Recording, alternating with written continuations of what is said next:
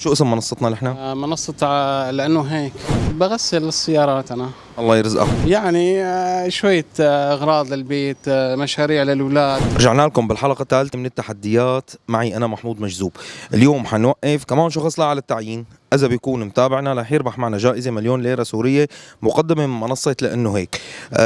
هي عم نعملها نحن مساعدة بغير مباشرة، يعني مشان ما شخص يحس بمضايقة أو شيء، يعني مثل شيء هيك من روح الفكاهة أو التحديات. مصورين تجوا معنا شوي. يعطيك العافية. أهلا أستاذ. نحن عم نصور، عندك مشكلة؟ لا ما في أي مشكلة. ما في أي مشكلة؟ لا. بدنا نسألك سؤال، أنت متابعنا شيء على الفيس؟ إيه طبعا. طب شو اسم منصتنا نحن؟ منصة لأنه هيك. طب شو أكثر شيء بننزله بالمنصة؟ مقاطع يعني كتير ظريفة يعني حلوة. طيب هلا إذا ربحناك نحن 1,000,000 ليرة سورية، شو بتعمل فيها؟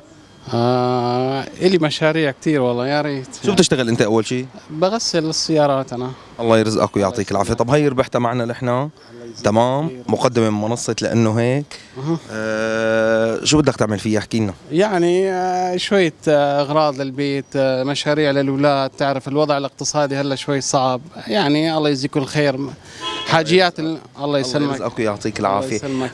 بدنا تقلنا هيك كلمة بس على الكاميرا إن شاء من الله القلب. هيك من لا مو كلمة إلنا، كلمة الناس اللي عم تتابعك. طبعا يعني أنا بشجع الناس تتابع المنصة هاي لأنه كتير منيحة، والله يجزيهم الخير، في عندهم جوائز كتير مرتبة. شكرا كثير لك وتحياتي لك. الله يسلمك يا رب.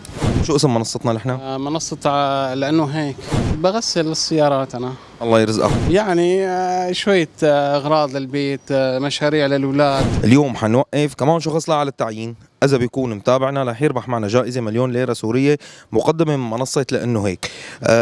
هي عم نعملها نحن مساعدة بغير مباشرة، يعني مشان ما شخص يحس بمضايقة أو شيء، يعني مثل شيء هيك من روح الفكاهة أو التحديات.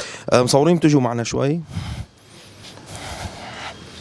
يعطيك العافية. أهلا أستاذ. نحن عم نصور، عندك مشكلة؟ لا ما في أي مشكلة. ما في أي مشكلة؟ لا. بدنا نسألك سؤال، أنت متابعنا شيء على الفيس؟ إيه طبعا. طب شو اسم منصتنا نحن؟ منصة لأنه هيك. طب شو أكثر شيء بننزله بالمنصة؟ مقاطع يعني كتير ظريفة يعني حلوة. طيب هلا إذا ربحناك نحن 1,000,000 ليرة سورية، شو بتعمل فيها؟ إلي مشاريع كتير والله، يا ريت. شو بتشتغل أنت أول شيء؟ بغسل السيارات أنا. الله يرزقك ويعطيك العافية. طب هي ربحتها معنا نحن، تمام، مقدمة من منصة لأنه هيك.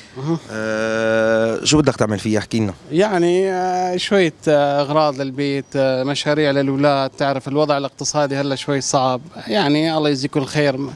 حاجيات الله الله يسلمك. يرزقك ويعطيك الله العافية. يسلمك.